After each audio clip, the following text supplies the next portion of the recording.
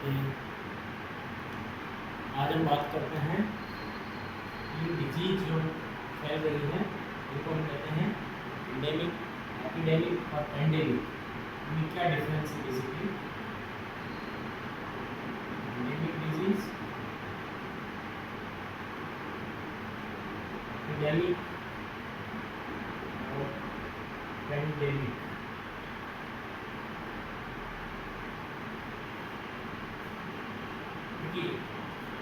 जो भी infectious disease होती हैं, कॉन्टाजियस डिजीज होती हैं, उनमें बेसिकली जो कि या तो जो माइक्रो ऑर्गेनिज्म है, बैक्टीरिया है, वायरस है, इससे फैलती हैं। एनिमल्स से स्प्रेड होती हैं, ह्यूमन टू ह्यूमन स्प्रेड हो सकती हैं, या किसी भी जो भी कंटामिनेटेड फूड है, वाटर है, इसके द्वारा जो बेसिकली स्प्रेड होती हैं, वो डिजीज़ कंटाजियस इन्फेक्शियस डिजीज, उनको हम जनरली वर्ड काम में लेते हैं, वो है एपिडेमिक। लेकिन इससे पहले एक शब्द है एंडेमिक। एंडेमिक का मतलब होता है एट ए पर्टिकुलर प्लेस। यदि कोई डिजीज, एन का मतलब इन, किसी एक पर्टिकुलर प्लेस पे, और यहाँ पे डैम वर्ड जो है इसका मतलब होता है पॉपुलेशन, से बना है लेकिन वर्ड। तो किसी पर्टिकुलर पॉपुलेशन में यदि कोई डिजीज फैल रही है या उसमें परमानेंटली एग्जिस्ट करती है, यदि कोई डिजीज परमानेंटली किसी कंट्री में है,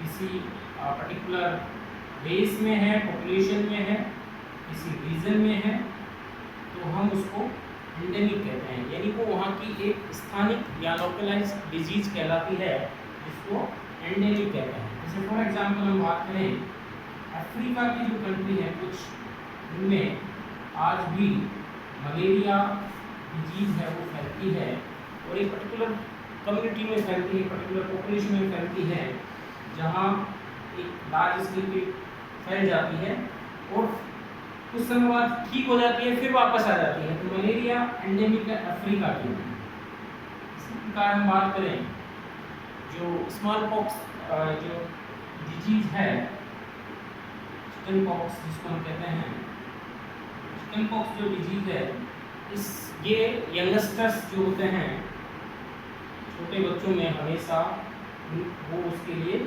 ससेप्टिबल होते हैं, और उनमें हर साल हमें देखने को मिलती है, लेकिन एडल्ट में ये देखने को नहीं मिलती। तो ये भी एक प्रकार की एज के हिसाब से, आयु के हिसाब से ये एंडेमिक कहलाती है। फिर हम बात करते हैं एपिडेमिक डिजीज की।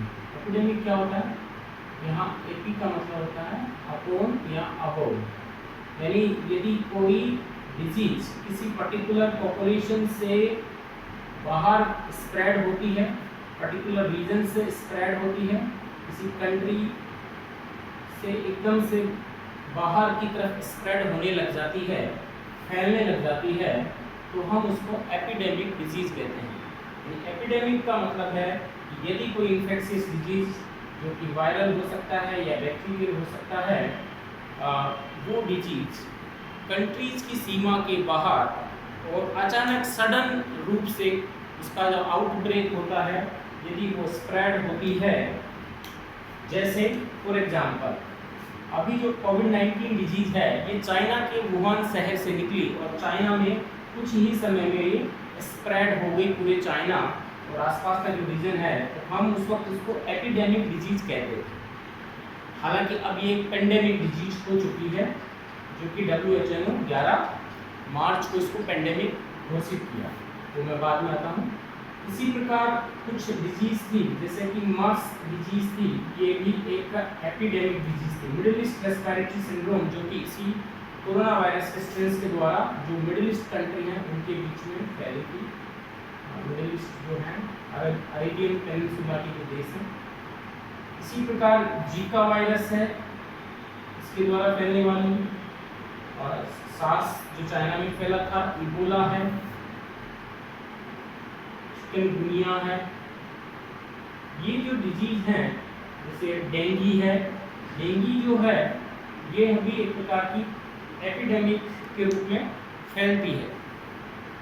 तो ये जो डिजीज हैं ये एपिडेमिक कहलाती है, यानी जो सडनली महामारी के रूप में फैल जाती है और एक पर्टिकुलर रीजन में, पर्टिकुलर कंट्रीज का जो क्षेत्र होता है, लेकिन कोई किसी एक पॉपुलेशन में न होकर के मल्टीपल पॉपुलेशन में यदि फैलती है और उसका आउटब्रेक होता है तो वो एपिडेमिक कहलाती है। एपिडेमिक डिजीज केवल जो है, हम यूँ नहीं कह सकते कि केवल ये वायरस या बैक्टीरियल पैथोजन के कारण ही होती है।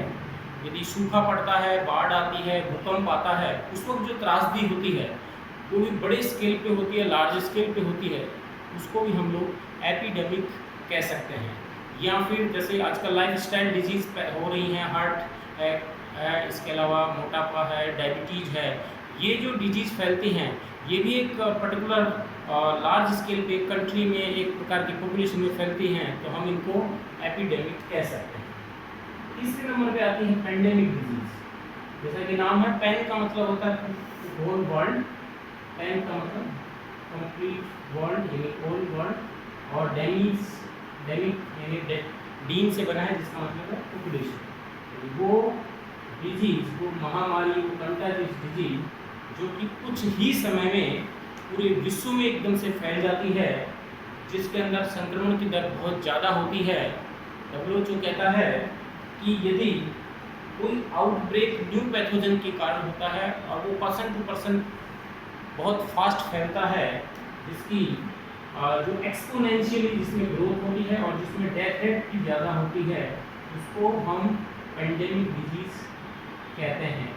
WHO ने कहा कि जो आप कोई भी न्यू पैथोजन, न्यू जो वायरस है, बैक्टीरिया, उसके कारण जो डिजीज होती है और वो एकदम से स्प्रेड होती है और उसके कारण डेथ रेट बढ़ती है और पूरे विश्व में सामाजिक, आर्थिक और साइकोलॉजिकल प्रॉब्लम्स क्रिएट होती हैं, डिसऑर्डर पैदा होता है, ऐसी बीमारियां महामारी या पेंडेमिक कहलाती हैं। जैसा कि ये अभी सार्स जो कोविड-19 बीमारी है, कोरोना वायरस डिजीज 2019, इसको भी WHO ने 11 मार्च को पेंडेमिक घोषित कर दिया था, ताकि ये पूरे विश्व में फैल रही है और इसकी जो फैलने की रफ्तार है वो भी बहुत तेज है। इससे पहले भी जो प्लेग था और स्पेनिश फ्लू था, बीमारी होती स्पेनिश फ्लू, ये 1918 में फैली थी, जिसमें कई लाखों लोगों की मृत्यु हुई थी। इसके अलावा कुछ समय पहले जैसे स्वाइन फ्लू जो है ये भी फैला है, H1N1, प्लेग है, स्मॉल पॉक्स भी एक पेंडेमिक थी, 1959 में इसको पेंडेमिक घोषित किया। इसके बाद में ये इसको इरेडिकेट कर दिया गया। ये बीमारियां हैं जो वर्ल्ड लेवल पे होती हैं। ये बेसिकली डिफरेंस है एंडेमिक, एपिडेमिक और पेंडेमिक में, यानी एक लोकलाइज है, एक बड़े लेवल पे सडन होती है, अचानक होती है आउटब्रेक और दुनिया के काफ़ी हिस्से में हो जाती है, वो एपिडेमिक कहलाती है। और जब वो पूरी ग्लोबली पूरी दुनिया में फैलने लग जाए और पर्सन टू पर्सन यदि उसका इन्फेक्शन की रेट बढ़ जाती है, पर्सन टू पर्सन यदि इन्फेक्ट करता है एक इंसान से दूसरे इंसान को, तो उसको हम पेंडेमिक कहते हैं। थैंक यू, आज के लिए इतना ही।